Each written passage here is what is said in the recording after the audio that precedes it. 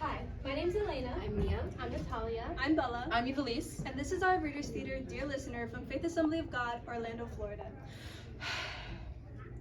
We all know the story, girl meets boy. Boy falls in love. And they lived happily ever after. Yeah, right. Unfortunately, that's not this story. It could have been. No, we weren't fully surrendered to the Lord. We didn't really know better. And one thing leads to another. But I said no!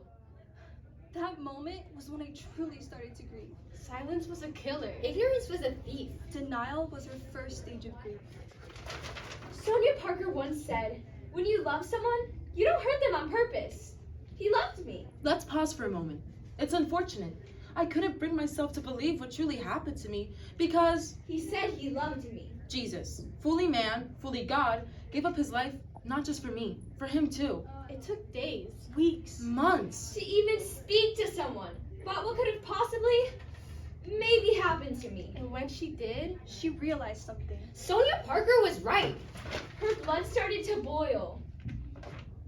This tense, immense feeling in her heart didn't start overnight. The anger slowly overcame her. That was her second stage. Because how could he lie to me? Years of not conforming to the societal pattern just for it to be taken away from me within a matter of minutes. She was bitter. Upset, but not just at him. At God, too. How could you let this happen to me when I was only 16? Where were you when he took advantage of me?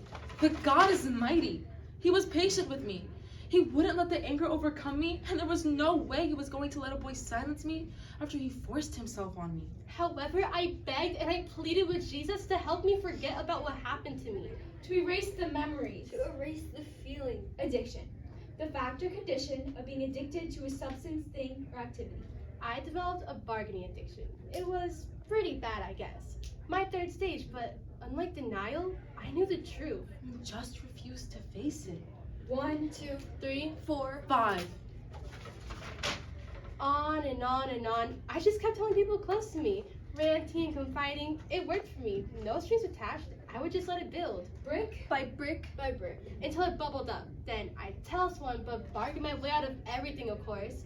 Therapy, out of telling my parents anything to avoid confrontation. He was putting a band-aid over a bullet hole and never truly treating it. that led to my inevitable fourth stage. I was hurt. All my emotions just started to consume me and I would shut down because why? Why me? I couldn't bring myself to the one person who could actually heal me because I felt Disgusting. Ashamed, Betrayed. silent. it felt like this huge wall between me and God. This sin committed against me all because I loved a boy unequally yoked to me. This stage lingered, but God wasn't finished yet. I refused to give up and give in. I pushed. I prayed I stayed. And well, I couldn't tell you how. or where. or when. But I can tell you who.